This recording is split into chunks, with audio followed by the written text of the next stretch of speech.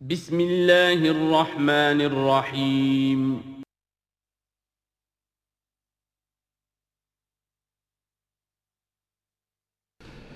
نحمده ونصلي على رسوله الكريم اما بعد فقد قال الله تبارك وتعالى كما ورد في سورة الأحقاف اعوذ بالله من الشيطان الرجيم بسم الله الرحمن الرحيم وإذا حشر الناس كانوا لهم أعداء وكانوا بعبادتهم كافرين صدق اللہ العظیم۔ ذکر ہو رہا تھا اس سورہ مبارکہ کی پچھلی آیات میں کہ ان سے بڑھ کر زیادہ گمراہ کون ہوگا جو اللہ کے سوا ایسی ہستیوں کو پکار رہے ہیں جو نہ ان کی دعا سنتے ہیں نہ دعاؤں کو قبول کر سکتے ہیں قیامت تک، بلکہ وہ ان کی دعاؤں سے غافل ہیں، انہیں معلوم ہی نہیں ہے۔ وَإِذَا حُشِرَ النَّاسُ جب لوگوں کو جمع کیا جائے گا كَانُوا لَهُمْ أَعْدَاءً وہ ان کے دشمن بن جائیں گے کہ تم نے ہمیں شرمسار کیا، ہماری شرمندگی کا تم سبب بن گئے، تم نے ہمیں اللہ کا مد مقابل بنا دیا۔ جیسے کہ حضور صلی اللہ علیہ وسلم نے ایک صحابی کو ٹوک دیا، وہ اپنے کسی گفتگو کے انداز میں، اور ظاہر بات ہے کہ ان کی نیت تو وہ نہیں تھی کہ حضور کو اللہ کے برابر کر دیں، لیکن الفاظ ایسے ان کی زبان سے نکلے ما شاء اللہ و ما شئت، جو اللہ چاہے اور آپ چاہیں، اسی پر ٹوک دیا حضور نے اجعلتنی للہ ندًا، کیا تم نے مجھے اللہ کا مد مقابل بنا دیا ہے؟ مشیت صرف اللہ کی ہے۔ تو یہ اولیاء اللہ، یہ فرشتے، یہ پیغمبر، اگر انہیں آپ نے اللہ کے برابر بنا دیا، ان کو پکار رہے ہیں، ان سے دعائیں کر رہے ہیں، تو یہ تو گویا کہ ان کے لیے شرمندگی کی بات ہوگی اللہ کے سامنے، تو وہ دشمن بنیں گے۔ وَإِذَا حُشِرَ النَّاسُ كَانُوا لَهُمْ أَعْدَاءً وَكَانُوا بِعِبَادَتِهِمْ كَافِرِينَ اور وہ تو ان کی عبادت کا انکار کریں گے۔ وَإِذَا تُتْلَىٰ عَلَيْهِمْ آيَاتُنَا بَيِّنَاتٍ اور جب انہیں سنائی جاتی ہیں پڑھ کر ہماری آیات بینات، قَالَ الَّذِينَ كَفَرُوا لِلْحَقِّ لَمَّا جَاءَهُمْ تو یہ کافر کہتے ہیں اس حق کے بارے میں جو ان کے پاس آیا ہے، هَذَا سِحْرٌ مُبِينٌ یہ تو کھلا جادو ہے۔ ام یقولون افطراہ سے گھڑ لیا ہے، یعنی محمد صلی اللہ علیہ وسلم نے یہ قرآن خود تصنیف کیا ہے۔ قُلْ إِنِ افْتَرَيْتُهُ فَلَا تَمْلِكُونَ لِي مِنَ اللَّهِ شَيْئًا اے نبی ان سے کہہ دیجئے کہ اگر میں نے یہ گھڑ کر اللہ کی طرف منسوب کیا ہوتا تو تم مجھے اللہ کے پکڑ سے کچھ بھی نہیں بچا سکتے۔ یہ مضمون آئے گا آخری پارے میں، لو تقول علینا بعض الاقاویل، بلکہ 29ویں پارے میں لأخذناہ بالیمین ثم لقطعنا منہ الوتین، کہ اگر بالفرض خدا نہ خواستہ اگر محمد صلی اللہ علیہ وسلم کوئی چیز گھڑ کر ہماری طرف منسوب کر دیں تو ہم ان کا داہنا ہاتھ پکڑیں گے اور پھر ان کی رگے جان کو کاٹ دیں گے۔ ظاہر بات ہے کہ یہ صرف اس میں جو غصہ ہے وہ ان لوگوں پر ہے جو کہہ رہے تھے۔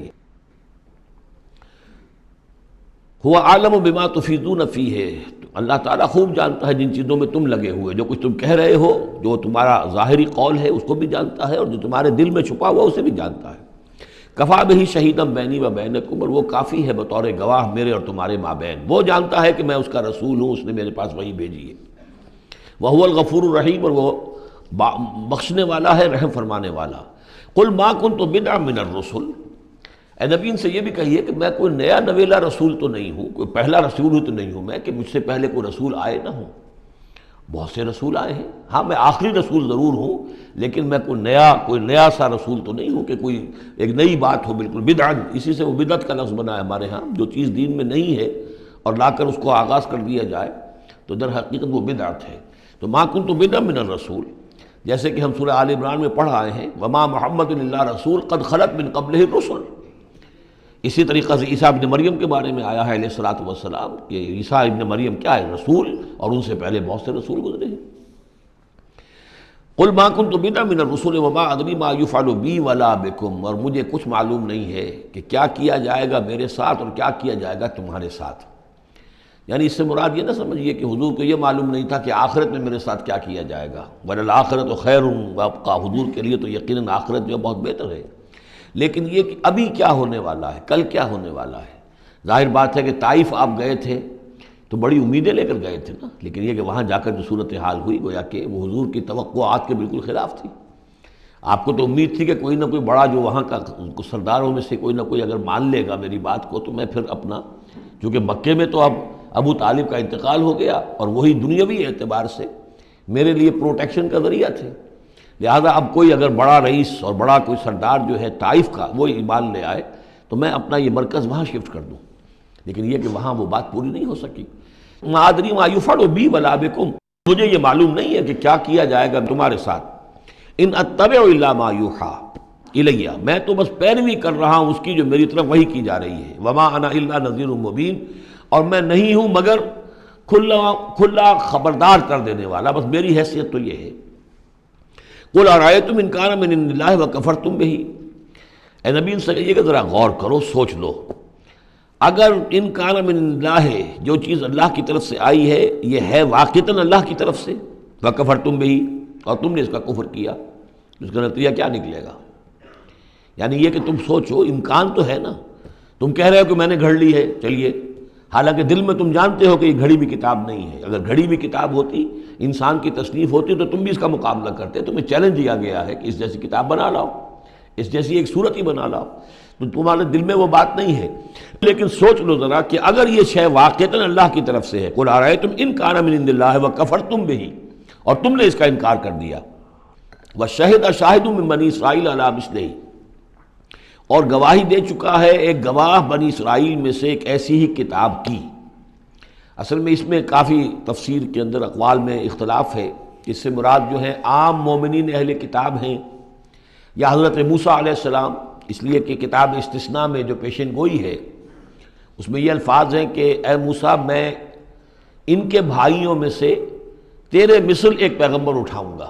کتاب استثناء کے 18ویں باب کی 18 اور 19ویں آیات ہیں یہ تورات کی، جو عہد نامہ قدیم ہے اس میں، تو گویا کہ مثل ہی، یعنی حضرت موسیٰ کی طرح کے محمد ہے، حضرت محمد کی طرح کے موسیٰ ہیں علیہ الصلوۃ والسلام، کیونکہ صاحب شریعت رسول ہے حضرت موسیٰ علیہ السلام۔ حضرت عیسیٰ صاحب شریعت نہیں ہے، صاحب کتاب ہے، انجیل دی گئی ہے، انجیل میں شریعت نہیں ہے، انجیل میں حکمت ہے۔ کل ہم پڑھ چکے ہیں جئتکم بالحکمہ، میں تمہارے پاس حکمت لے کر آیا۔ شریعت، قانون، یہ در حقیقت تورات میں تھی، حضرت موسیٰ علیہ السلام کو دی گئی، اور یا پھر محمد الرسول اللہ صلی اللہ علیہ وسلم کو قرآن دیا گیا، اور یہ آخری اور کامل شریعت دی گئی۔ فآمنوا واستکبرتم، تو وہ تو ایمان لے آئے اور تم استکبار کر رہے ہو۔ یعنی یہود میں سے تو بہت سے علماء ایسے بھی تھے، بہت زیادہ نہیں لیکن تھے، عبداللہ ابن سلام رضی اللہ تعالیٰ عنہ بہت اہم ان کے علماء میں سے تھے، وہ ایمان لائے ہیں، تو وہ تو ایمان لے آئے۔ فاستکبرتم، اور تم استکبار میں اور گھمنڈ میں پڑے ہوئے ہو۔ ان اللہ لا یہدی القوم الظالمین، اللہ ظالموں کو ہدایت نہیں دیتا۔ وقال الذین کفروا للذین آمنوا لو کان خیرا ما سبقونا الیہ، اور کہا ان لوگوں نے جنہوں نے کفر کی روش اختیار کی ان لوگوں کے بارے میں جو ایمان لائے، کیونکہ ان میں سے زیادہ تر جو حضور کے آس پاس ہوتے تھے، اس لیے کہ بہرحال ان میں بڑے بڑے لوگ بھی تھے جو ایمان لائے تھے حضور پر۔ حضرت عثمان ابن عفان بھی تھے، بڑے بڑے گھرانے کے فرد تھے، عبد الرحمن ابن عوف بھی تھے، وہ بھی کوئی غرباء اور فقراء میں سے تو نہیں تھے، طلحہ اور زبیر بھی تھے تو وہ بھی بڑے اونچے خاندانوں سے تھے۔ لیکن یہ کہ عام طور پر حضور کے آس پاس جو ہوتے ہیں یہ لوگ اپنے اپنے کاموں کے اندر بھی مصروف ہوتے تھے، لیکن جو غرباء تھے وہ حضور کے ارد گرد زیادہ موجود رہتے تھے، اور یہ بات بار بار آ چکی ہے حضرت نوح کے بیان میں بھی اور پھر حضور کے بارے میں بھی کہ اے محمد تمہارے گرد تو ہم بیٹھے ہوتے ہیں ہمارے کمی کاری لوگ، بڑے گھٹیا لوگ، ہمارے پست طبقات کے لوگ جو ہیں، کوئی غلام ہے ہمارا، کوئی اور یہاں پہ محنت مزدوری کرنے والا ہے، تو ہمارے شایان شان نہیں ہے کہ ہم آپ کے پاس آ کر بیٹھیں، یعنی ذرا ان کو اپنے سے دور کرو۔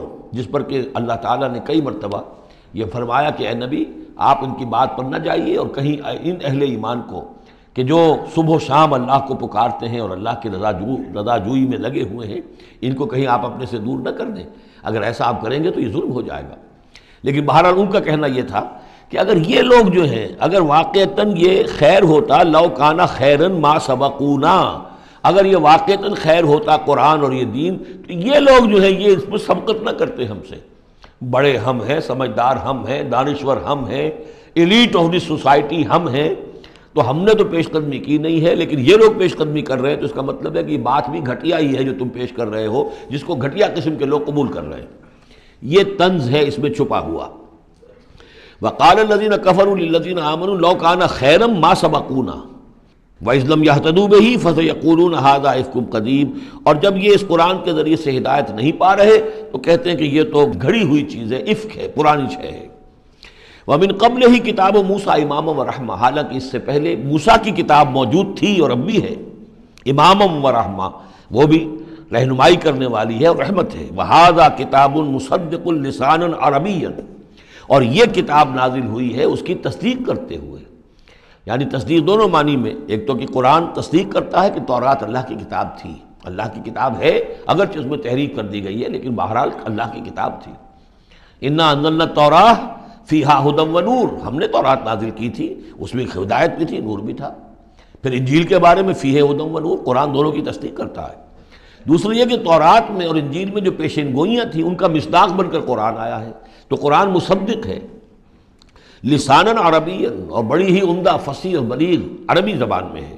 لینذر الذین، تاکہ خبردار کر دیں ان لوگوں کو ظلموا، جنہوں نے کہ کفر کی روش اختیار کی، خبردار کر دینے کی ذمہ داری ہے، اور اسی لیے یہ جو آسان زبان میں ہم نے اس کو اتارا ہے تاکہ ہر شخص تک یہ بات پہنچ جائے۔ وَبُشْرَىٰ لِلْمُحْسِنِينَ، اور جو ایمان اور اسلام اور احسان کی روش اختیار کریں ان کے لیے یہ بشارت بن جائے۔ ان الذین قالوا ربنا اللہ ثم استقاموا فلا خوف علیہم ولا هم یحزنون، یقیناً وہ لوگ، یہ وہی الفاظ آ گئے جو سورہ حمیم سجدہ میں آئے تھے، جنہوں نے کہا ہمارا رب اللہ ہے پھر اس پر جم گئے۔ اور میں نے عرض کیا تھا، وہ پھر دوبارہ عرض کر رہا ہوں کہ استقامت میں قیامت مضمر ہے۔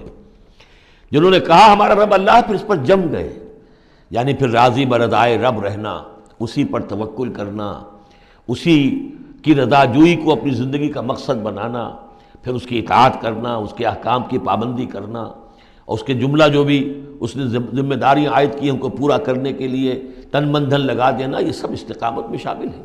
استقامت کے معنی کیا ہے؟ جیسے کہ میں نے آپ کو بتایا تھا کہ حضور سے ایک صاحب نے یہ پوچھا، بلکہ کہا، فرمائش کی کہ مجھے تو کوئی ایک بات ایسی بتا دیجئے جس سے میں پلے باندھ لوں، میں زیادہ لمبی چوڑی باتیں نہیں سمجھ سکتا۔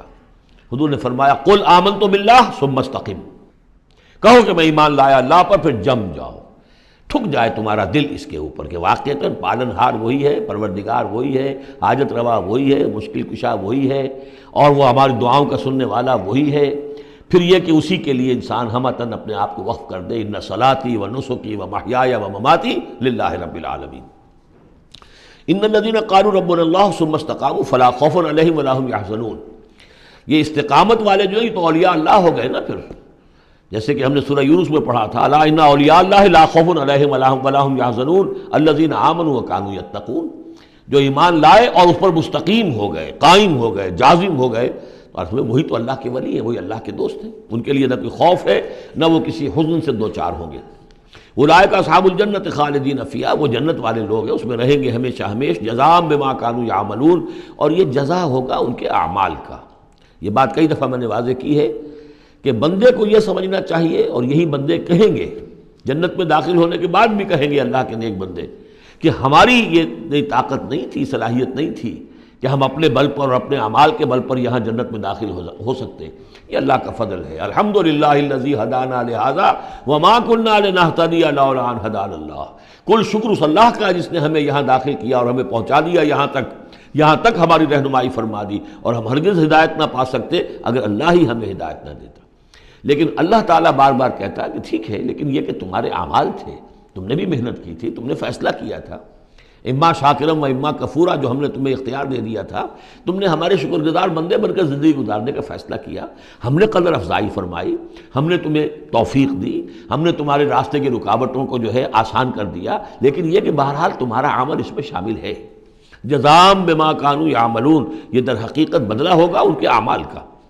ووصینا الانسان بوالدیہ، تاکید کی انسان کو اس کے والدین کے بارے میں احسانہ، کہ اس کے ساتھ احسان کی روش، نیک سلوک، خدمت، اور اس میں بھی خاص طور پر والدہ کا معاملہ جو ہے یہ سورہ بنی اسرائیل میں بھی ہے اور یہاں بھی ہے۔ وہاں بھی آیا تھا ووصینا الانسان بوالدیہ حملتہ امہ وہنا علی وہن وفصالہ فی عامین، تو والدین میں جو ہے والدہ کا حق فائق ہے والد کے حق پر، ویسے دونوں کے ساتھ اس نے سلوک ہو، دونوں کا ادب ہو۔ وَإِمَّا يَبْلُغَنَّ عِندَكَ الْكِبَرَ أَحَدُهُمَا أَوْ كِلَاهُمَا فَلَا تَقُل لَّهُمَا أُفٍّ وَلَا تَنْهَرْهُمَا وَقُل لَّهُمَا قَوْلًا كَرِيمًا، یہ ہم پڑھ چکے ہیں، لیکن یہاں بھی اور وہاں بھی خاص طور پر والدہ کا، اس لیے کہ مشقت جو ہے پیدائش میں ساری کی ساری مشقت جو ہے ماں کی ہے، باپ کا کیا حصہ ہے؟ وہ تو ایک کوئی اس کی لذت کا لمحہ ہوتا ہے، وہ اس کے اندر اس نے وہ بوند ٹپکائی اور فارغ۔ اب وہ ساری مصیبت کون جھیل رہی ہے؟ وہ عورت جھیل رہی ہے، ماں جھیل رہی ہے۔ سارا پریگننسی کا دور جو ہے، اس میں ابتدائی دور جو ہے، اس میں اسے جی بتلا رہا ہے، الٹیاں آ رہی ہیں، چیزوں سے نفرت ہو رہی ہے، پھر جب بوجھل ہو گئی ہے، جسم بوجھل ہو گیا ہے، بوجھ اٹھائے ہوئے ہے، پھر وضع حمل کی مشقتیں ہیں، وہ درد ذیل ہے، پھر اس کو دودھ پلانا ہے 2 سال تک، اس کے جو اس کو گند ہے اس کو صاف کرنا ہے، پوتڑے دھونے ہیں، یہ سارے کام کون کر رہا ہے؟ ماں کر رہی ہے۔ باپ کا تو اس میں حصہ ڈائریکٹ نہیں، انڈائریکٹ ہے کہ بہرحال وہ کمائی کرتا ہے، پرووائڈ کرتا ہے، یہ بات دوسری ہے، لیکن جو مشقت ماں کی ہے، اسی لیے حدیث میں آتا ہے کہ ایک صحابی نے حضور سے سوال کیا کہ میرے حسن سلوک کا سب سے اولین مستحق کون ہے؟ آپ نے فرمایا تمہاری والدہ۔ انہوں نے پوچھا پھر ان کے بعد کون؟ فرمایا پھر تمہاری والدہ۔ تیسری مرتبہ پھر کون؟ حضور پھر والدہ تمہاری۔ چوتھی مرتبہ جب اس نے پوچھا ان کے بعد کون، تو آپ نے فرمایا تمہارے والد۔ یعنی والدہ کا حق جو ہے وہ والد کے حق پر، یہ ہے اخلاقی حق۔ قانونی حق والد کا زیادہ ہے، اگر سیپریشن ہو جائے گی تو اولاد والد کی ہے، قانونی حق اس کا زیادہ ہے، لیکن اخلاقی حق، خدمت کا حق، اور جنت جس کے پاؤں تلے ہے وہ باپ نہیں ماں ہے۔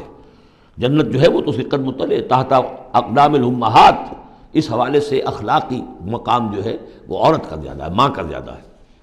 فرمایا حملتہ امہ کرہا ووضعتہ کرہا، اس کی ماں نے اسے اٹھائے رکھا اپنے پیٹ میں تکلیف جھیل کر، اور پھر اس کو وضع حمل ہوا، اس کو جنا تکلیف کے ساتھ، وحملہ وفصالہ 30 شہرا، اور اس کا یہ حمل اور پھر دودھ پلانا یہ لگ بھگ جو ہے 30 مہینے ہوتے ہیں۔ حتیٰ اذا بلغ اشدہ، یہاں تک کہ جب وہ اپنی پوری قوت کو پہنچتا ہے، بلوغت کو پہنچتا ہے، اور یہاں سے بلوغت سے مراد جو ہے وہ نفسیاتی بلوغت ہے، ذہنی اور نفسیاتی بلوغت۔ ایک جسمانی بلوغت ہوتی ہے، وہ تو 16 17 18 اس سال کے اندر آدمی جو ہے وہ پورا بالغ ہوتا ہے، لیکن جسمانی بلوغت نہیں، یہاں جو ہے 40 برس کا ذکر آ رہا ہے۔ حتیٰ اذا بلغ اشدہ وبلغ 40 سنۃ، جب وہ 40 برس کا ہو جاتا ہے۔ سائیکولوجیکل میچورٹی جو ہے انسان کی وہ 40 برس کی ہے، یہی وجہ ہے کہ 40 برس ہی کی عمر میں جو بھی نبوت جو ہے وہ ملتی تھی، حضور کو بھی 40 برس کی۔ فلما بلغ 40 سنۃ حبب الیہ الخلاء فکان یخلو بغار حراء، ایک حدیث ہے بڑی پیاری جس کی راویہ ہیں ام المومنین حضرت عائشہ صدیقہ رضی اللہ تعالیٰ عنہ، جس میں فرمایا انہوں نے کہ حضور نے مجھے بتایا کہ جب میری عمر 40 برس کے قریب ہوئی تو مجھے خلوت گزینی محبوب ہو گئی، تنہائی میں بیٹھ کر، اور پھر آپ جا کر کئی دن کئی راتیں جو ہے غار حرا میں آپ تنہا رہتے تھے، خلوت گزینی، پھر وہیں پر وہی کا آغاز ہوا ہے۔ تو 40 برس کی عمر، اگرچہ استثناءات ہیں، حضرت یحییٰ کے بارے میں ہم پڑھ چکے ہیں سورہ مریم میں، آتیناہ الحکم صبیہ، بچپن ہی میں اللہ نے انہیں حکمت عطا فرما دی، اور ان کو جو بھی وہ میچورٹی ہے اللہ نے بہت ابتدائی عمر میں عطا فرما دی۔ حضرت عیسیٰ کا معاملہ بھی ایسا ہی ہے، لیکن عام قاعدہ قانون وہی ہے 40 برس کا۔ حتیٰ اذا بلغ اشدہ وبلغ 40 سنۃ قال رب اوزعنی ان اشکر نعمتک التی انعمت علی وعلی والدی، تو وہ کہتا ہے کہ میرے پروردگار مجھے اس کی میری قسمت یہ بنا دے، یہ میرا نصیب فرما دے، مجھے اس کی توفیق دے کہ میں شکر ادا کر سکوں تیرے انعامات کا جو مجھ پر ہوئے اور میرے والدین پر ہوئے، وان اعمل صالحا ترضاہ، اور یہ کہ میں ایسے عمل کروں اچھے جو تجھے پسند آئیں، جنہیں تو پسند کرے، واصلح لی فی ذریتی، اور پھر یہ کہ میرے لیے میری اولاد کے لیے بھی، اولاد میں بھی میرے لیے بہتری پیدا کر دے۔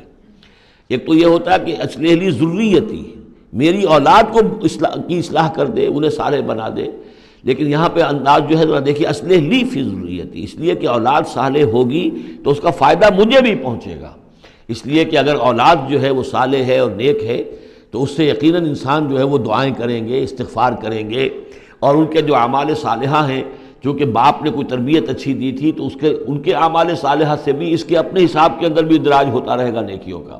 تو اصلح لی فی ذریتی، میری ذریت میں، میری نسل میں میرے لیے اصلاح فرما دے، یعنی ان کی اصلاح فرما جس سے کہ خود مجھے بھی فائدہ پہنچے۔ اسی بالکل یہی مفہوم ہے کہ جو ہم نے سورہ الفرقان میں پڑھا ہے، وَجْعَلْنَا لِلْمُتَّقِينَ إِمَامًا، مراد یہ کہ ہماری اولاد کو متقی بنا، تاکہ ان کی جو ہم از خود ان کے آگے چلنے والے ہیں، ان کے امام ہیں، وہ ہمارے فالوورز ہیں، ہمارے پیچھے چلنے والے ہیں، اور قیامت میں ایسا ہوگا حشر میں آدمی اٹھیں گے اور ان کے پیچھے ان کی نسلیں چلی آ رہی ہیں، تو ہمارے پیچھے آنے والے ہیں وہ نیک ہوں، متقی ہوں۔ وَاصْلِحْ لِي فِي ذُرِّيَّتِي إِنِّي تُبْتُ إِلَيْكَ، میں تیری جناب میں توبہ کرتا ہوں، رجوع کرتا ہوں، وَإِنِّي مِنَ الْمُسْلِمِينَ، اور یقیناً میں تیرے فرما برداروں میں سے ہوں۔ أُولَٰئِكَ الَّذِينَ نَتَقَبَّلُ عَنْهُمْ أَحْسَنَ مَا عَمِلُوا، یہ وہ لوگ ہیں جن سے ہم ان کے بہترین اعمال قبول فرمائیں گے، وَنَتَجَاوَزُ عَنْ سَيِّئَاتِهِمْ، اور اگر کوئی خطائیں ہوں گی، کوئی چیز ان کے اندر کمزوری کا پہلو بھی ہوگا، ہم اس سے درگزر فرمائیں گے۔ فی اصحاب الجنہ، اور پھر یہ اصحاب الجنہ میں ہوں گے، جنت والوں میں شامل ہو جائیں گے۔ وعد الصدق الذی کانوا یوعدون، یہ سچا وعدہ ہے جس کا کہ ان سے وعدہ کیا جاتا تھا۔ اب اس کے برعکس سے کردار ہے، یہ تو یہ کہ ایک صالح بیٹا ہے، اور وہ جب اپنی پوری میچورٹی کو پہنچا ہے اور بلوغ کو پہنچا ہے نفسیاتی اور ذہنی اعتبار سے، تو اس کا طرز عمل تو یہ ہے جو آگے رب اوزعنی ان اشکر نعمتک التی انعمت علی وعلی والدی وان اعمل صالحا ترضاہ واصلح لی فی ذریتی۔ ایک دوسرا برعکس کردار ہے، والذی قال لوالدیہ اف لکما اتعداننی ان اخرج وقد خلت القرون من قبلی، اور وہ شخص جو اپنے والدین سے کہتا ہے، والدین مسلمان ہیں لیکن بیٹا آوارہ ہو گیا ہے یا ذہنی طور پر جو ہے وہ گمراہ ہو گیا ہے، وہ نہ آخرت کو مان رہا ہے نہ اللہ کو مان رہا ہے، کسی اور رخ پہ جا رہا ہے، تو وہ اپنے والدین سے کہتا ہے اف لکما، میں بڑا بیزار ہوں آپ سے، یہ کیا آپ لوگوں نے ڈھکوسلے تراش رکھے ہیں، یہ کیا آخرت واخرت کی آپ مجھے دھمکی دیتے رہتے ہیں۔ اتعداننی، کیا آپ مجھے اس بات سے ڈراتے ہیں، وعدہ دیتے ہیں، دھمکاتے ہیں، ان اخرجا، کہ مجھے نکالا جائے گا، دوبارہ زندہ کیا جائے گا، وقد خلت القرون من قبلی، مجھ سے پہلے نہ معلوم کتنی نسلیں بیت چکی ہیں، ہزارہا لوگ نسل بعد نسل ختم ہو چکے ہیں، تو میں تو ان باتوں کو ماننے والا نہیں ہوں، یہ آپ کے ڈھکوسلے ہیں، یہ پرانی باتیں ہیں، دقیانوسی باتیں ہیں۔ وہما یستغیثان اللہ ویلک آمن، اور وہ دونوں ماں باپ جو ہیں بیچارے وہ نیک، وہ دعائی دے رہے ہیں اللہ کی کہ اے اللہ کے بندے، ویلک، تباہی ہو تیری، برخرابی ہو تیری، آمن، ایمان لا، مان ان باتوں کو، ان وعد اللہ حق، یقیناً اللہ کا وعدہ سچا ہے۔ فیقول ما ھذا الا اساطیر الاولین، وہ کہتا ہے نہیں نہیں نہیں، میں نہیں مانتا، نہیں یہ تو نقلیں ہیں، پرانی کہانیاں ہیں جو پچھلوں سے نقل ہوتی چلی آ رہی ہیں۔ اولئک الذین حق علیہم القول، یہ وہ لوگ ہیں کہ جو جن پر اللہ کی بات سچی ہو گئی، یعنی مستحق ہو گئے اللہ کے کلمہ عذاب کے، فی امم قد خلت من قبلہم، اور انہی قوموں کے اندر وہ بھی پھر شامل کر دیے جائیں گے جو ان سے پہلے گزر چکی ہیں، من الجن والانس، جنات میں سے بھی اور انسانوں میں سے بھی، انہم کانوا خاسرین، یقیناً وہی لوگ ہیں خسارے والے، برباد ہونے والے۔ وَلِكُلٍّ دَرَجَاتٌ مِّمَّا عَمِلُوا، اور سب کے لیے درجے اور مقامات معین ہوں گے ان کے اعمال کے اعتبار سے۔ وَلِيُوَفِّيَهُمْ، اور تاکہ اللہ تعالیٰ پورا ان کے اعمال، وَلِيُوَفِّيَهُمْ أَعْمَالَهُمْ وَهُمْ لَا يُظْلَمُونَ، پورا ان کو دے دے گا ان کے اعمال کا بدلہ، اور ان پر کوئی ظلم نہیں ہوگا، کوئی حق تلفی نہیں ہوگی۔ وَيَوْمَ يُعْرَضُ الَّذِينَ كَفَرُوا عَلَى النَّارِ، اور جس دن کہ یہ کافر پیش کیے جائیں گے آگ پر، اور اس وقت ان سے کہا جائے گا اذهبتم طیباتکم فی حیاتکم الدنیا واستمتعتم بها، دیکھو بھائی تم نے اپنے جو مزے لینے تھے، لوٹنے تھے، عیش کرنے تھے، وہ تم دنیا کی زندگی میں کر چکے ہو، تم نے وہاں حرام خوریاں کی، حلال اور حرام کی تمیز کو ختم کیا، تم نے وہاں عیش کیے، اذهبتم طیباتکم، اپنی مزے کی چیزیں جو ہیں وہ تم لے جا چکے، فی حیاتکم الدنیا، تم اپنی دنیا کی زندگی میں، واستمتعتم بها، اور اس سے تم نے بہت فائدہ اٹھا لیا۔ فَالْيَوْمَ تُجْزَوْنَ عَذَابَ الْهُونِ بِمَا كُنْتُمْ تَسْتَكْبِرُونَ فِي الْأَرْضِ بِغَيْرِ الْحَقِّ، تو آج اب تمہیں بہت ہی اہانت آمیز عذاب دیا جائے گا، ذلت کا عذاب، بسبب اس تکبر کے جو تم کرتے رہے ہوئے زمین میں ناحق، وَبِمَا كُنْتُمْ تَفْسُقُونَ، اور جو تم نے وہاں پر نافرمانیاں کی ہیں اور ہمارے احکام کو توڑا ہے۔ وَاذْكُرْ أَخَا عَاد، اور ذرا تذکرہ کیجئے اخا عاد، قوم عاد کے بھائی کا، یعنی حضرت ہود علیہ السلام، اذ انذر قومہ بالاحقاف، جب کہ انہوں نے اپنی قوم کو خبردار کیا احقاف میں، یہ احقاف کا علاقہ تھا، بالکل جنوبی ساحل جو ہے عرب کا، جزیرہ نما عرب کا، اس کے ساتھ، اور اب وہاں پر بہت ہی سخت قسم کا، وہ بدترین قسم کا صحرا ہے احقاف۔ وقد خلت النذر من بین یدیہ ومن خلفہ، ان سے پہلے بھی، ان کے سامنے بھی اور بہت سے خبردار کرنے والے آئے تھے۔ یہ میں نے عرض کیا تھا کہ انبیاء متعدد آ کر پھر آخری کوئی رسول آتا تھا کہ جو پھر آخری اتمام حجت کرتا تھا۔ اللہ تعبدوا الا اللہ، انہوں نے یہی دعوت دی تھی کہ مت پوجو کسی کو سوائے اللہ کے، انی اخاف علیکم عذاب یوم عظیم، مجھے اندیشہ ہے تمہارے اوپر، تمہارے بارے میں کہ ایک بڑے دن کا عذاب تم پر آئے گا۔ قالوا اجئتنا لتافکنا عن آلہتنا، انہوں نے کہا کہ کیا تم اس لیے آئے ہو اے ہود کہ تم ہمیں اپنے معبودوں سے برگشتہ کر دو؟ فاتنا بما تعدنا ان کنت من الصادقین، تو اگر تم سچے ہو تو جس عذاب کی دھمکی ہمیں دے رہے وہ لے آؤ۔ قال انما العلم عند اللہ، انہوں نے کہا کہ اس کا علم تو اللہ کے پاس ہے، کل علم اللہ کے پاس ہے، وہ عذاب آئے گا، کب آئے گا، کس صورت میں آئے گا، میں نہیں جانتا، وہ اللہ جانتا ہے۔ وَأُبَلِّغُكُم مَّا أُرْسِلْتُ بِهِ، اور میں تو تمہیں پہنچا رہا ہوں وہ جو اس نے مجھے دے کر بھیجا ہے، جو پیغام اس نے دیا میں پہنچا رہا ہوں، میرا کام انذار ہے، ابلاغ ہے، پہنچا دینا ہے، واضح کر دینا ہے۔ وَلَٰكِنِّي أَرَاكُمْ قَوْمًا تَجْهَلُونَ، لیکن میں دیکھ رہا ہوں کہ تم نے بہت جہالت کی روش اختیار کر لی ہے، بجائے اس کے کہ میری بات پر غور کرو، دیکھو، سوچو، دل میں اترے تو اسے قبول کرو۔ تم نے تو گویا کہ ادھار کھائے بیٹھے ہو اس کی نفی پر اور اس کو نہ ماننے پر، تو تم جہالت پر اتر آئے ہو۔ فَلَمَّا رَأَوْهُ عَارِضًا مُسْتَقْبِلَ أَوْدِيَتِهِمْ، تو عذاب الہی جب آیا، اس کے آثار جب آئے تو وہ ایک ایسی صورت میں تھے کہ جو ہے کہ بادل آ رہے ہیں۔ تو جب دیکھا انہوں نے اس کو، یعنی عذاب کو، رعو ہو، یہ وہ عذاب کے لیے ضمیر ہے، عارضاً کہ اس کو ہم نے ایک ابر کی صورت میں بھیجا، مستقبل اودیتہم، جو ان کی وادیوں کی طرف چلا آ رہا تھا، سامنے آ رہا تھا۔ قالوا ھذا عارض ممطرنا، ان کو یہ تو بادل آ گئے، ابر ہے، اب بارش ہوگی، جل تھل ہو جائیں گے، مطر آ رہی ہے۔ بل ہوا مستعجلتم بہ، نہیں، یہ تو وہ شے ہے جس کی تم نے جلدی مچائی تھی کہ لے آؤ عذاب اگر لا سکتے ہو۔ ریح فیہا عذاب علیم، وہ ایک جھکڑ تھا جس کے بارے میں آئے گا سورۃ الحاقہ میں کہ سخرھا علیہم 7 لیال و 8 ایام، 7 رات اور 8 دن مسلسل وہ جھکڑ چلا ہے۔ ریح فیہا عذاب علیم، وہ جھکڑ ہے جس میں بہت بڑا عذاب ہے۔ تدمر کل شیء بامر ربھا، وہ ہر شے کو اپنے رب کے حکم سے اٹھا کر پٹکتی تھی، وہ ہوا جو ہے اٹھاتی تھی اور پٹکتی تھی۔ تدمر، جیسے کسی درخت کی جڑ سے اکھاڑا جائے پھر پھینک دیا جائے۔ اور وہ چونکہ تھے بھی بڑے طویل القامت لوگ، تو بڑے بڑے ستونوں کی طرح پھر پڑے تھے، کاجاد النخل خاویہ، جیسے کہ وہ کھجوروں کے تنے پڑے ہوئے ہوں زمین کے اوپر۔ تدبر کل شیء بامر ربھا فاصبحوا لا یری الا مساکنہم، پھر وہ ایسے ہو گئے کہ اب کچھ نظر نہیں آ رہا تھا سوائے ان کے مسکنوں کے، ان کے گھر نظر آ رہے ہیں، ان کی حویلیاں، ان کی بلڈنگیں، لیکن وہاں اس میں بسنے والا اب کوئی نظر نہیں آ رہا۔ کذالک نجزی القوم المجرمین، اسی طرح ہم بدلہ دیا کرتے ہیں مجرموں کی قوم کو۔ وَلَقَدْ مَكَّنَّاهُمْ فِي مَا إِن مَّكَّنَّاكُمْ فِيهِ، اب یہاں قریش سے، مکے والوں سے خطاب ہو رہا ہے، ان کو ہم نے جو تمکن عطا کیا تھا زمین میں، جو مال و اسباب دیا تھا، جو طاقت دی تھی، فی ما ان مکناکم فیہ، اس میں اتنا تمکن تمہیں ہم نے نہیں دیا، اتنی طاقت تمہارے پاس نہیں ہے۔ ان کی تہذیب، جیسا کہ میں عرض کر چکا ہوں، وہ شداد کا جو شہر تھا، اب اس کے جو ہیں باقیات وہ نظر آ چکے ہیں سیٹلائٹس کے ذریعے سے کہ زمین کے نیچے جو ہے بہت گہرے وہ موجود ہیں، جو ان کے اوپر عذاب آیا اور اس کے اوپر، لیکن وہ دبے ہوئے موجود ہیں۔ اس کے بڑے بڑے جو ہیں ستون جو بنائے تھے انہوں نے، غالباً 30 بڑے بڑے ان کی فصیل کے ساتھ جو ہے پلرز ہیں جن کو گن لیا گیا ہے، وہ موجود ہیں۔ یہ ساری نشانیاں اب ایک ایک کر کے ظاہر ہوں گی۔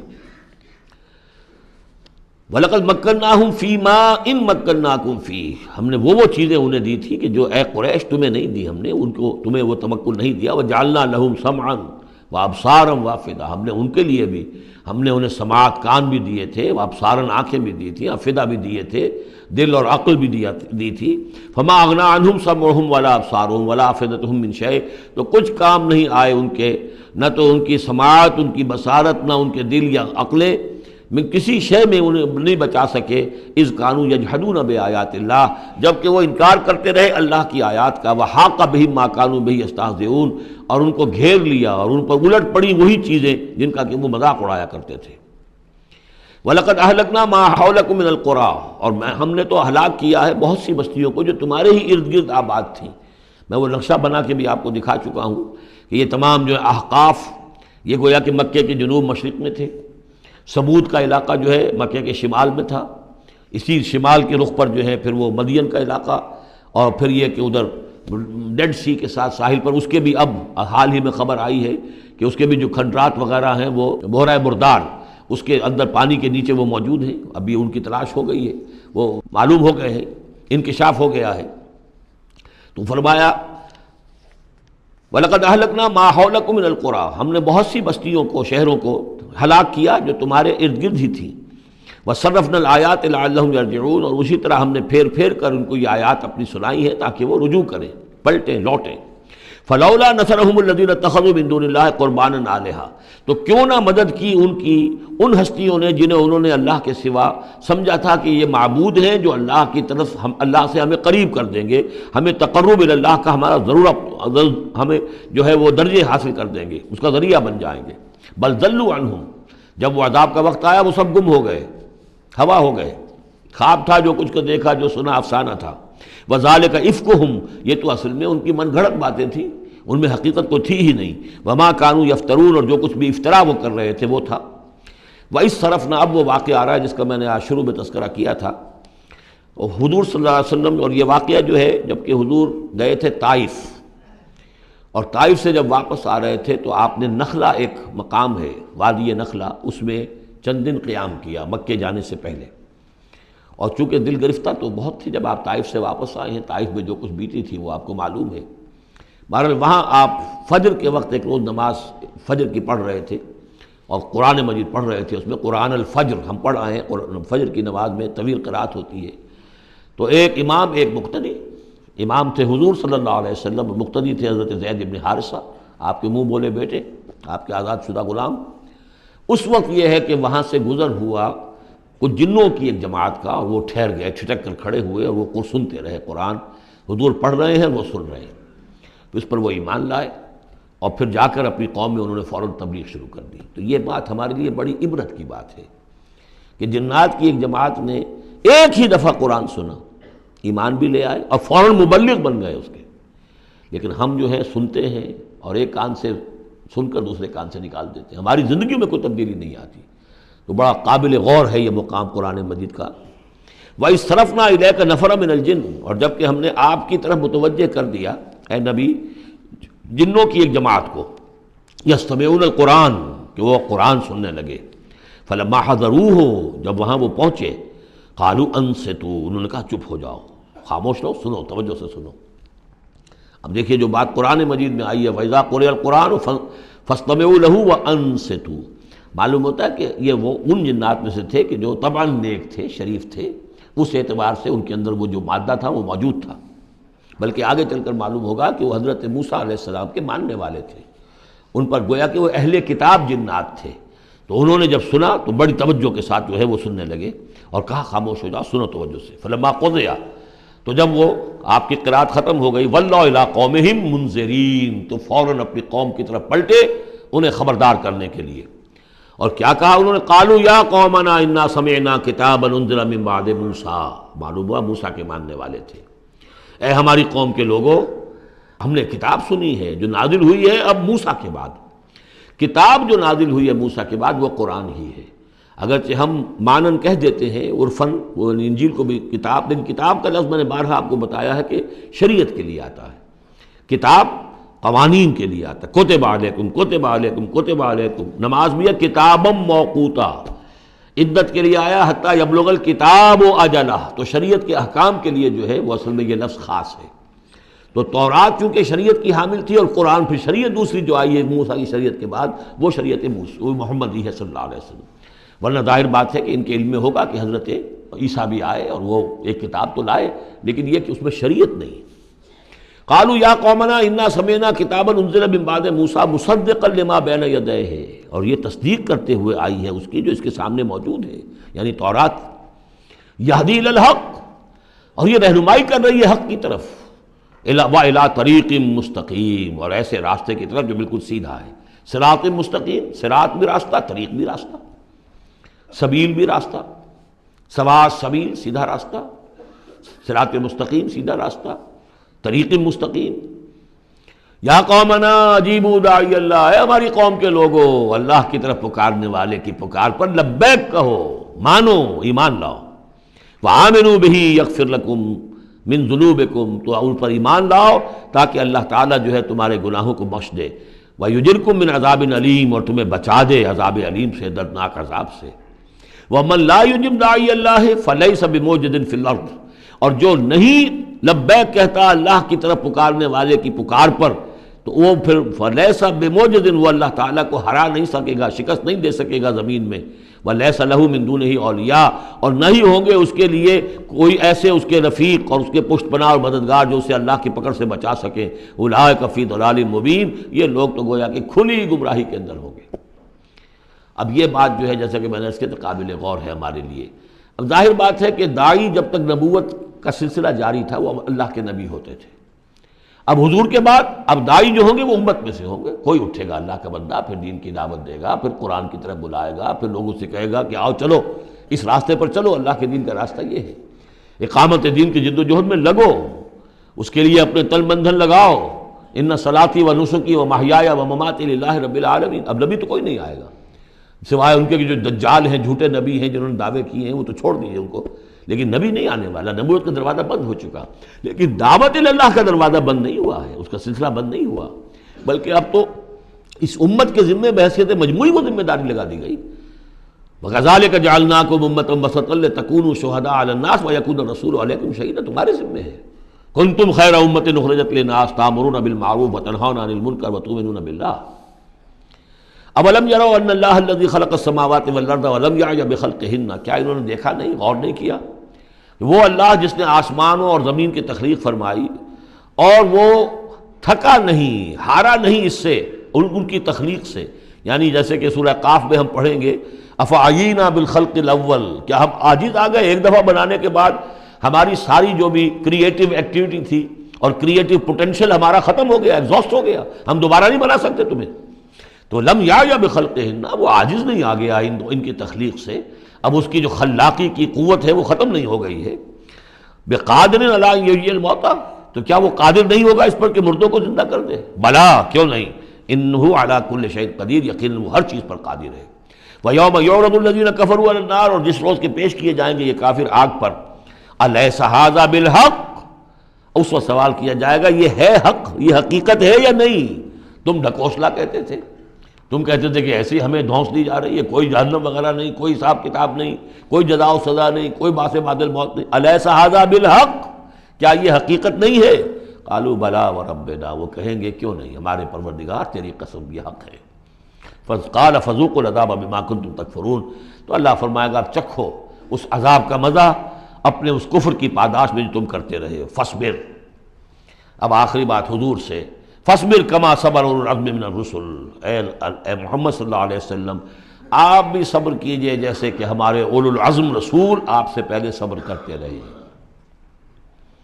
یہ اولو العزم من الرسل عام طور پر خیال ہے کہ 5 ہیں، بعض حضرات 7 شمار کرتے ہیں، حضرت ہود حضرت صالح کو بھی شامل کرتے ہیں، لیکن 5 پر چونکہ اسی سلسلہ سور کی صورت ہے سورہ شورى جس میں 5 کا ذکر ہے۔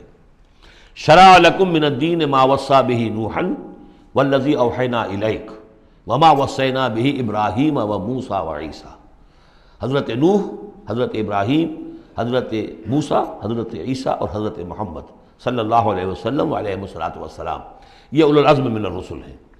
اور اس میں جو یوں سمجھیے کہ عزم اور صبر کا معاملہ جو ہے اس میں حضرت ایک اعتبار سے حضرت نوح سب سے آگے ہے، 950 برس تک جو ہے انہیں صبر کرنا پڑا، فلبث فیہم 1000 سنۃ الا 50 عاما۔ اور ایک ذاتی تکلیف اس میں حضرت ایوب علیہ السلام، ان کو جو کوفت ذاتی تکلیف، بیماری، نہایت ہی تکلیف دہ بیماری، تو اس میں ان کا صبر ایوب اس اعتبار سے مشہور ہے۔ فاصبر کما صبر اولو العزم من الرسل، صبر کیجئے جیسے کہ ہمارے اولو العزم پیغمبر صبر کرتے رہے۔ ولا تستعجل لہم، اور ان کے لیے جلدی نہ کیجئے۔ کیا مطلب؟ یہ خیال جو کبھی شاید حضور کے دل میں بھی آ جاتا ہو، لیکن یہ کہ دوسرے مسلمانوں کے دلوں میں آنا تو بالکل قرین قیاس ہے کہ اللہ تعالیٰ ان کو پکڑتا کیوں نہیں؟ یہ کس طریقے سے بلال کو کیسے مار رہا ہے یہ امیہ ابن خلف، اللہ تعالیٰ اس کا ہاتھ چھل کیوں نہیں کر دیتا؟ وہ تو علی کل شیء قدیر ہے۔ اور اس قوم کو کب تک یہ مہلت دی جائے گی؟ کیوں نہیں ان پر عذاب آ جاتا جیسے کہ عذاب آیا تھا پچھلی قوموں کے اوپر؟ فرمایا نہیں، ولا تستعجل، پچھلی صورت بھی اسی پر ختم ہوئی تھی کہ اے نبی اہل ایمان سے یہ کہیے کہ ذرا ان کو ابھی معاف کریں، ابھی ان کو کچھ عرصے کے لیے، چونکہ جو ہمارا ابھی فیصلہ جو ہے وہ یہ ہے کہ ابھی وہ وقت عذاب کا نہیں آیا ہے، تو ابھی یہ ذرا درگزر کرتے رہیں۔ وہی بات یہاں خاص طور پر واحد کے صیغے میں خطاب کر کے حضور سے کہی جا رہی ہے۔ فاصبر کما صبر اولو العزم من الرسل ولا تستعجل لہم، ان کے لیے جلدی نہ کیجیے۔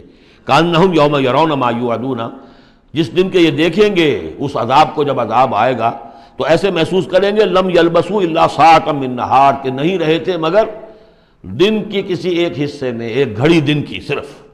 بلاغ، یہ ہے پہنچا دینا، ھذا بلاغ، لیکن ھذا یہاں پر محذوف ہو گیا، ھذا بلاغ، بلاغ یہ پہنچا دینا ہے۔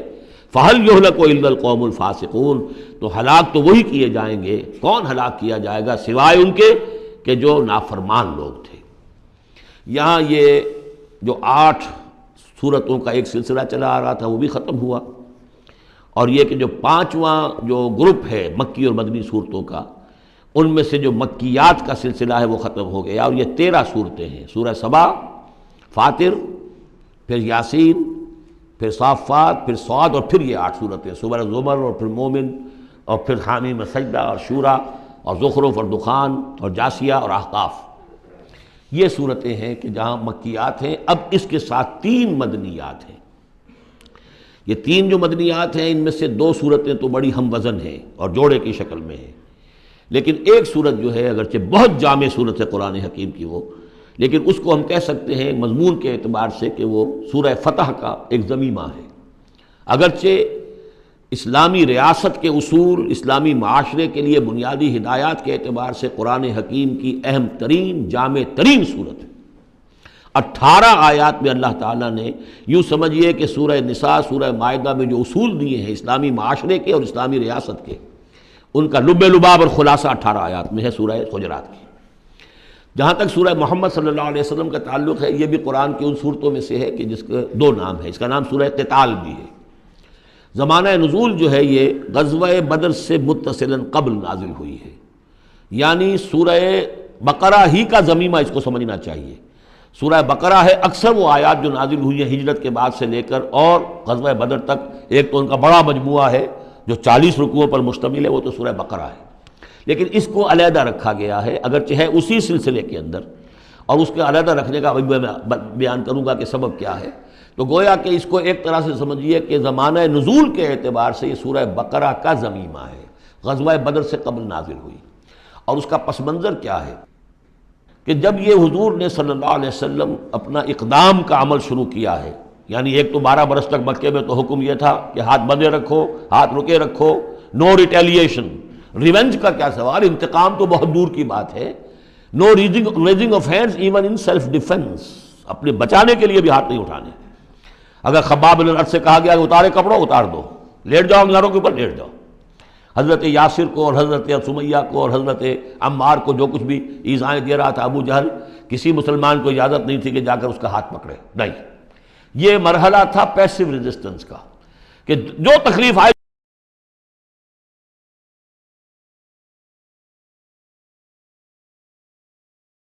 اب اقتتال کا دور شروع ہو گیا۔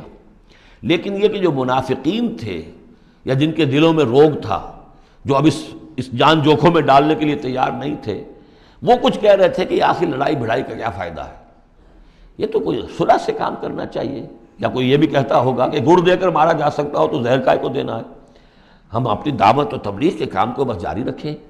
اور یہ تو محمد نے، معاذ اللہ میں ان کی بات نقل کر رہا ہوں، یہ محمد نے خود جو ہے مہم جوئی شروع کر دی ہے کہ انہوں نے جو ہے ان کو چھیڑ چھاڑ شروع کر دی، ان کے قافلوں کا تعاقب شروع کر دیا، ان کی جو ہے وہ گویا کہ لائف لائن کے اوپر ہاتھ ڈال دیا۔ تو یہ جو حقیقت اقدام تو کر رہے ہیں یہ خود، اور اس سے گویا کہ لڑائی بھڑائی کا سلسلہ شروع ہو جائے گا۔ تو ان کے دلوں میں تو تھا روگ نفاق کا کہ وہ چاہتے نہیں تھے کہ ہمارے ایمان کا یہ امتحان ہو جائے کہ ہم سے کہا جائے کہ نکلو اللہ کی راہ میں جان ہتھیلی پر رکھ کر، لیکن وہ جو اس کی آڑ لے رہے تھے وہ کہہ رہے تھے کہ یہ لڑائی بھڑائی اور یہ جو ہے فساد، بلکہ صلح جوئی کے ساتھ معاملہ کرو۔ اور نوٹ کر لیجیے سورہ بقرہ کے دوسرے رکوع میں آیا تھا وَإِذَا قِيلَ لَهُمْ لَا تُفْسِدُوا فِي الْأَرْضِ قَالُوا إِنَّمَا نَحْنُ مُصْلِحُونَ أَلَا إِنَّهُمْ هُمُ الْمُفْسِدُونَ وَلَٰكِن لَا يَشْعُرُونَ۔ تو گویا کہ اس جو بھی ہو رہی تھی اس وقت، ان کی جو ذہن کی کیفیت تھی، اس میں اللہ تعالیٰ کی طرف سے یہ سورہ مبارکہ نازل ہوئی ہے، اور یہ اسلوب کے اعتبار سے پورے قرآن میں منفرد ہے۔ بالکل ابرپٹلی شروع ہو رہی ہے، کوئی تمہید نہیں، کوئی حروف مقطعات نہیں، کوئی اللہ کی حمد، کوئی اور شے، کچھ نہیں، قرآن مجید کی عظمت کچھ نہیں، بلکہ الذین، اس سے جملہ شروع ہو رہا ہے جو عام طور پر جملے کے شروع کے لیے عام اسلوب نہیں ہے۔ پھر یہ کہ وہ جو اسلوب ہوتا ہے آیات کے آخر میں اللہ تعالیٰ کے اسماء اور اللہ کی صفات کا، انہ عزیز الحکیم، وہ تو بڑا غفور ہے، رحیم ہے، اس طرح کی کوئی شے آپ کو یہاں نہیں ملے گی۔ اسلوب بالکل مختلف ہے، ہر آیت ابرپٹ شروع ہو رہی ہے، سورت بھی ابرپٹلی شروع ہوئی ہے اور ابرپٹلی ختم ہو جائے گی۔ اسی طریقے سے ہر آیت جو ہے شروع ہوتی ہے اور ابرپٹلی ختم ہو جاتی ہے، بغیر کسی اختتامی اللہ کے اسماء اور صفات کے حوالے کے۔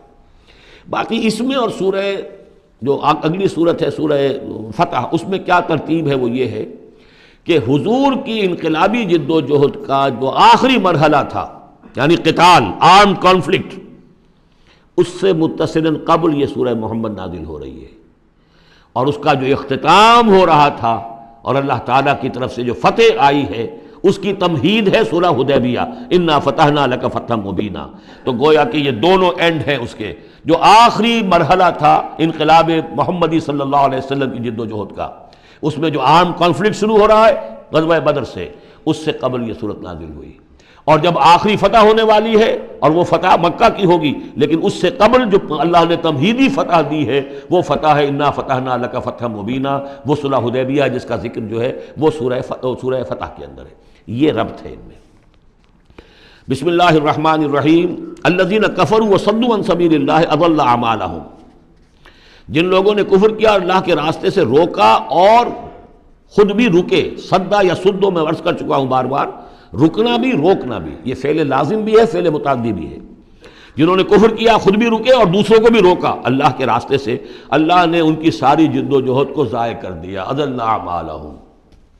ان کی ساری کوشش جو تھی اللہ کے دین کے راستے کو روکنے کی، حضور کی دعوت کو کے راستے کو روکنے کی، سب جا چکی، ضائع ہو چکی، اکارت ہو چکی۔ اور اب یہ قافلہ جو ہے دعوت محمدی کا صلی اللہ علیہ وسلم اور انقلاب نبوی کا، یہ اپنے منزل کی طرف بڑھے گا، وہ آخری درجے میں اب شامل ہونے والا ہے۔ والذین آمنوا وعملوا الصالحات وآمنوا بما نزل علی محمد وهو الحق من ربهم کفر عنہم سیئاتہم واصلح بالہم۔ اور اس کے برعکس جو لوگ ایمان لائے، جنہوں نے نیک عمل کیے اور جو ایمان لائے اس شے پر جو نازل کی گئی ہے محمد پر صلی اللہ علیہ وسلم، وهو الحق، اور وہ حق ہے، من ربهم، ان کے رب کی طرف سے، کفر عنہم سیئاتہم، اللہ نے دور کر دیے، معاف کر دیے ان سے ان کی خطائیں، ان کی غلطیاں، واصلح بالہم، اور ان کے حال کو، ان کی کیفیت کو سنوار دیا، بنا دیا، ان کی سیرتیں، ان کے کردار۔ اب دیکھ لو یہ جو صحابہ کی جماعت جو ہے، ان کی سیرتیں دیکھو، ان کی شخصیتیں دیکھو، اللہ تعالیٰ نے ان کو نکھار کر ان بھٹیوں میں سے گزار کر کے جو مکے میں تھیں، جن میں سے کہ آزمائشوں کی بھٹیوں میں سے نکل کر آئے ہیں تو کندن ہو چکے ہیں، خالص زر خالص۔ ذالک بان الذین کفروا اتبعوا الباطل، یہ اس لیے کہ جن لوگوں نے کفر کیا انہوں نے باطل کی پیروی کی، لہذا وہ تو نتیجہ اس کا وہی نکلنا تھا کچھ نکل رہا ہے۔ وَأَنَّ الَّذِينَ آمَنُوا اتَّبَعُوا الْحَقَّ مِن رَبِّهِمْ، اور جو لوگ ایمان لائے انہوں نے پیروی کی حق کی جو ان کے رب کی طرف سے آیا ہے۔ كَذَلِكَ يَضْرِبُ اللَّهُ لِلنَّاسِ أَمْثَالَهُمْ، اسی طرح اللہ تعالیٰ لوگوں کے لیے ان کی مثالیں بیان کرتا ہے۔ فَإِذَا لَقِيتُمُ الَّذِينَ كَفَرُوا فَضَرْبَ الرِّقَابِ، اب یہ ہے آیت جو مشکلات القرآن میں سے ہے۔ اس کی وجہ کیا ہے کہ اس میں بھی ایک تقدیم و تاخیر ہے۔ تقدیم و تاخیر کا اصول میں بتا چکا ہوں، قرآن مجید میں ہوتا ہے اس کے آہنگ کی وجہ سے، اور غور کرنا پڑتا ہے کہ اس کی اصل ترتیب کیا ہے، اور اس سے پھر بات واضح ہوتی ہے۔ تو یہ قانون دیا جا رہا ہے، اسی کا حوالہ تھا سورہ انفال میں کہ اگر یہ پہلے سے بات نہ آ گئی ہوتی تو اے مسلمانوں، تم نے جو یہ قیدیوں کو زر فدیہ لے کر چھوڑنے کا فیصلہ کیا ہے، اس پر تم پر بڑی سخت گرفت ہوتی ہے اللہ کی، لیکن چونکہ یہ آیت آ چکی تھی اب وہ اس کی وضاحت میں کر دوں گا آپ کو۔ فَإِذَا لَقِيتُمُ الَّذِينَ كَفَرُوا، تو اے مسلمانوں جب اب تمہاری مٹ بھیڑ ہو کافروں سے، اب جو ہے آرم کانفلکٹ شروع ہونا ہے، اب تلوار سے ٹکرائے گی، میدان میں تمہیں آنا پڑے گا، تو اس کا قاعدہ کیا ہے؟ فَضَرْبَ الرِّقَابِ، تو ان کی گردنوں کو مارنا ہے، پہلا کام یہ ہے، ان کی گردنیں مارو، انہیں قتل کرو۔ حَتَّى إِذَا أَسْخَنْتُمُوهُمْ، یہاں تک کہ جب تم ان کو اچھی طریقے سے کچل دو، ان کی طاقت ختم ہو جائے، فَشُدُّ الْوَثَاقِ، پھر تم ان کو قیدی بنا سکتے ہو، پھر باندھو ان کو مضبوطی کے ساتھ۔ فَإِمَّا مَنًّا بَعْدُ وَإِمَّا فِدَاءً حَتَّى تَضَعَ الْحَرْبُ أَوْزَارَهَا، اور پھر چاہے تو انہیں اس کے بعد جو ہے تم چھوڑ سکتے ہو احسان رکھ کر، بغیر فدیہ لیے، اور وَإِمَّا فِدَاءً، یا فدیہ لے کر، حَتَّى تَضَعَ الْحَرْبُ أَوْزَارَهَا، یہاں تک کہ جنگ جو ہے وہ اپنے ہتھیار رکھ دے، ڈال دے۔ اس میں ہے اصل میں تقدیم و تاخیر، یہ پہلے ہے حَتَّى إِذَا أَسْخَنْتُمُوهُمْ فَشُدُّوا الْوَثَاقَ حَتَّى تَضَعَ الْحَرْبُ أَوْزَارَهَا فَإِمَّا مَنًّا بَعْدُ وَإِمَّا فِدَاءً، یعنی یہ کہ جب تمہارا مقابلہ کافروں سے ہو تو پہلے مرحلہ یہ ہے کہ ان کی گردنیں مارو، پھر جب ان کی قوت کچھ لی جائے پھر تم انہیں قیدی بنا سکتے ہو، جب تک کہ جنگ اپنے ہتھیار بالکل رکھ دے۔ اب اس کو سمجھ لیجئے کہ ایک ہوتی ہے بیٹلز، ایک ہوتی ہے وار۔ بدر جنگ تھی لیکن بیٹل کی نوعیت کی تھی، وار تو 6 سال تک چلنی ہے۔ Battle of Badr, battle of Uhud, battle of Ahzab, battle of Bani al-Mustaliq, battle بنا معلوم کتنی بیٹلز ہیں۔ یہ 6 سال تک مسلسل جنگ ہے، جس میں کہ تھوڑا سا وقفہ آیا صلح حدیبیہ کی وجہ سے، ورنہ تو جا رہا ہے۔ وار واز کنٹینیوئنگ، وار ابھی ختم نہیں ہوئی ہے، ایک بیٹل ختم ہوئی ہے، ایک مہم ختم ہوئی ہے، ایک لڑائی ختم ہوئی ہے، جنگ تو جاری ہے. حتی تضع الحرب اوزارہا، جبکہ وہ جنگ اپنے ہتھیار رکھ دے، یعنی اس درجے وہ دین کا غلبہ ہو جائے کہ اب کوئی ریزسٹنس نہ رہے. تو پھر یہ ہے کہ چاہے تم ان کو چھوڑ دو فدیہ دے کر، اور چاہے تم ان کو ویسے بھی احسان سے بھی چھوڑ دو تو کوئی حرج نہیں. تو احسان کرو، بغیر فدیہ دیے بھی چھوڑ دو تو کوئی حرج نہیں. لیکن جب تک کہ ابھی مقابلہ چل رہا ہے، اس وقت تک فدیہ لے کر چھوڑ دینے کے معنی کیا ہوئے کہ آپ نے کفر کو تقویت پہنچائی. جو آج جنگ کر کے یہاں کرنے کے لیے آئے تھے ان میں سے 70 مارے گئے. اچھا وہ تو کفر کا ایک بازو تو ٹوٹ گیا، لیکن یہ 70 جو تمہاری قید میں آئے تھے اس کو تم نے فدیہ لے کر چھوڑ دیا تو یہ بازو دوبارہ جا کر تم پر حملے کے لیے تیار ہو جائے گا کہ نہیں. لیکن چونکہ یہاں پہ اب اس کا معاملہ ججمنٹ کا، واقعتاً دشمن کی کمر کچلی گئی ہے یا نہیں، یہ ہے ججمنٹ کا معاملہ. تو حضور نے اگر یہ سمجھا کہ کمر کچلی گئی ہے تو اس کے اوپر پکڑ نہیں ہو سکتی. اجتہاد جو ہے، اجتہاد کا اصول یہ ہے کہ اجتہاد میں مخطی بھی ہو تو اسے اجر ملتا ہے، اور مصیب ہو تو دوہرا اجر ہے. چونکہ حضور کے اجتہاد پر یہ تھا تو آپ کو اگر چھوڑ دیا گیا تو اما منن بعد و اما فدان، جب یہ آلٹرنیٹیو اس کے اندر موجود ہے اس آیت کے اندر کہ اس کے بعد پھر چاہو تو تم بغیر کوئی فدیہ لیے ہوئے احسان دھر کر چھوڑ دو، اور چاہے فدیہ لے کر چھوڑ دو. تو حضور نے اس کو استعمال کیا ہے، اگرچہ اللہ تعالیٰ کے نزدیک ابھی وہ کچلی نہیں گئی تھی کفر کی طاقت، لہذا یہ قبل از وقت ہے جو اجتہاد ہو گیا ہے. اسی لیے کہا کہ اگر یہ آیت نازل نہ ہو چکی ہوتی پہلے تو جو کچھ تم نے کیا ہے، ما کان لنبی ان یکون لہ اسری حتی یسخن فی الارض، وہی لفظ جو یہاں آیا ہے حتی اذا اسخنتموہم حتی یسخن فی الارض. کسی نبی کے لیے یہ روا نہیں ہے کہ وہ کوئی قیدی بنا لے جب تک کہ زمین میں پوری طریقے سے خونریزی نہ ہو جائے اور کفر کو کچل نہ دیا جائے. تریدون عرض الدنیا، تم دنیا کا ساز و سامان چاہتے ہو کہ یہ فدیہ دیں گے رقم آئے گی. واللہ یرید الآخرہ، اللہ کے نگاہوں کے سامنے آخرت ہے. اللہ عزیز الحکیم، اللہ عزیز اور حکیم ہے. لولا کتاب من اللہ سبقا، اگر یہ اللہ کی طرف سے وہ کتاب پہلے آنا چکی ہوتی، حکم، اب یہ کتاب کے معنی پھر وہی حکم ہے یہاں پر، اللہ کی طرف سے پہلے یہ آیت جو ہے جو اس حکم پر مبنی ہے وہ نازل نہ ہو چکی ہوتی، لمسکم فیما اخذتم عذاب عظیم، تو جو کچھ تم نے لیا ہے اس پر تمہارے اوپر بڑی سخت گرفت ہوتی ہے اللہ کی طرف سے. لیکن چونکہ وہ تھی فَقُلُوا مِمَّا غَنِمْتُمْ حَلَالًا طَيِّبًا، تو جو بھی اب تمہیں غنیمت ملی ہے اسے کھاؤ حلال، اور اس کو حلال اور طیب سمجھتے. یہ ہے اس آیت کا مطلب. جب تمہارا مقابلہ ہو دشمنوں سے تو گردنیں مارنا ہے پہلا کام. پھر جب پوری طرح کچل لو، طاقت کچھ نہیں گئی کفر کی، تو پھر قیدی بھی بناؤ. فَشُدُّ الْوَثَاقَ حَتَّى تَضَعَ الْحَرْبُ أَوْزَارَهَا، جب جنگ بالکل ختم ہو جائے اور گویا کہ وہ ہتھیار ڈال دیے، جنگ نے ڈگ ڈال دیے، اب کوئی طاقت نہیں رہی کفر میں، پھر تم چاہو تو ان کو فدیہ لے کر چھوڑ دو، چاہو تو بغیر فدیہ کے بھی چھوڑ دو، کوئی بات نہیں، اب کوئی خطرہ نہیں. اس لیے کہ انقلاب آ چکا اور مستحکم ہو چکا، اب ان کا کیا کچھ نہیں ہوگا. حتی تضع الحرب اوزارہا ذالک ولو یشاء اللہ لانتصر منہم، اللہ چاہتا تو خود ہی ان سے بدلہ لے لیتا، ان کفار سے انتقام لے لیتا. ولکن لیبلو بعضکم ببعض، اللہ تعالیٰ چاہتا تو اس 1000 کے لشکر کو آنے واحد میں ختم کر دیتا. لیکن اللہ نے تمہیں موقع دیا، تمہاری آزمائش کی، تمہارے صبر کا امتحان لیا. لیکن اللہ تعالیٰ امتحان لیتا ہے، جانچتا ہے بعض کو بعض کے ذریعے سے. وہ 1000 کے لشکر کے ذریعے سے ان 313 کے استقامت کی، ایمان اور استقامت جو ہے اس کی آزمائش ہو گئی.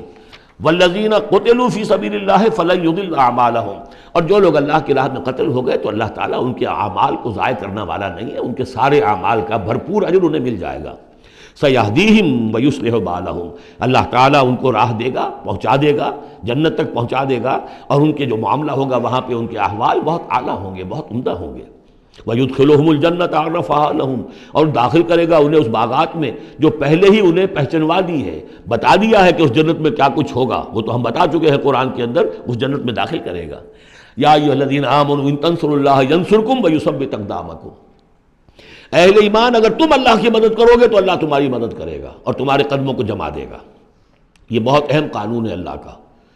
تم اللہ کی مدد کرو گے تو اللہ مدد کرے گا. تم اللہ کے دشمنوں سے پینگیں بڑھاؤ، دوستیاں کرو، ان کی وفاداریوں کے دم بھرو، انہیں اپنا سرپرست سمجھو، انہیں اپنا حمایتی اور مددگار سمجھو، اور ساتھ ہی دعا کرو تو دعائے قنوت نازلہ چاہے سال بھر کرتے رہو گے، اللہ نہیں سنے گا تمہاری دعا. ڈھاکہ گیا، مشرقی پاکستان گیا، بدترین شکست آ گئی، قنوت نازلہ مکے میں بھی اور مدینے میں بھی پڑھے جا رہے تھے اور پورے پاکستان میں پڑھے جا رہے تھے، اللہ نے نہیں سنی. تمہاری دوستیاں کس سے؟ اللہ سے تو ہے نہیں. اللہ کے خلاف تو اعلان جنگ ہے. تمہاری ساری معیشت سود پر چل رہی ہے. تم نے اللہ کے باغیوں کو دوست بنایا ہوا، انہیں اپنا سرپرست سمجھتے ہو. انہی کی مدد پر تمہارا جو ہے سارا سہارا بھروسہ ہے. آ رہا تھا کوئی جہاز چل کر امریکہ کا، وہ تو نہیں آیا. تو اللہ کیوں سنے گا تمہاری بات؟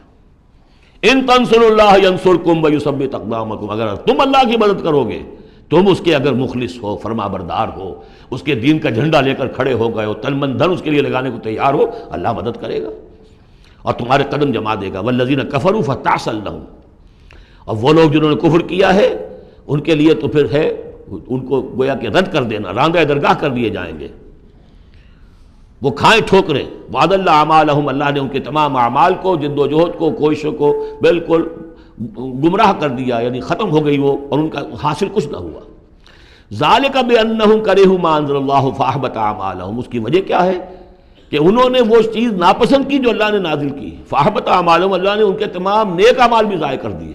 یعنی آخر ان میں ایسے بھی تھے کفار میں سے جو غریبوں کو کھانا کھلا دیتے تھے، جو حاجیوں کی خدمت کرتے تھے اور سمجھتے تھے بڑی نیکی کا کام ہم کر رہے ہیں. یہ سورہ توبہ میں ہم پڑھ آئے ہیں، اجعلتم سقایۃ الحاج وعمارۃ المسجد الحرام، ان چیزوں کو تم نے بہت بڑی نیکیاں سمجھ رکھا ہے.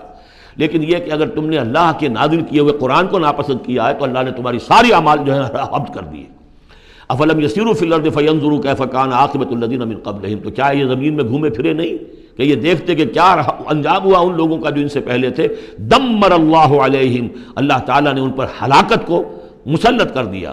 وللکافرین امثالھا، اور ان کافروں کے لیے بھی ایسے ہی انجام آئیں گے.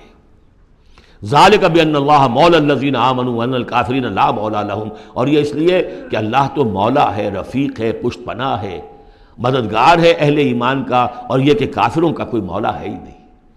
یہ اصل میں یہیں سے حضور نے پھر وہ نعرہ اخذ کیا تھا جب غزوہ احد میں، جب وقتی طور پر مسلمانوں کی شکست ہو گئی اور حضور بھی اور صحابہ بھی پھر پہاڑ کے اوپر چڑھ گئے احد پر، اور اس کے بعد پھر جو دامن میں کھڑے ہوئے تھے جو کفار کے اس وقت کے سربراہ تھے، اس میں ابو سفیان تھے اور خالد ابن ولید جو بعد میں جو دونوں ایمان لے آئے صحابہ میں سے ہیں.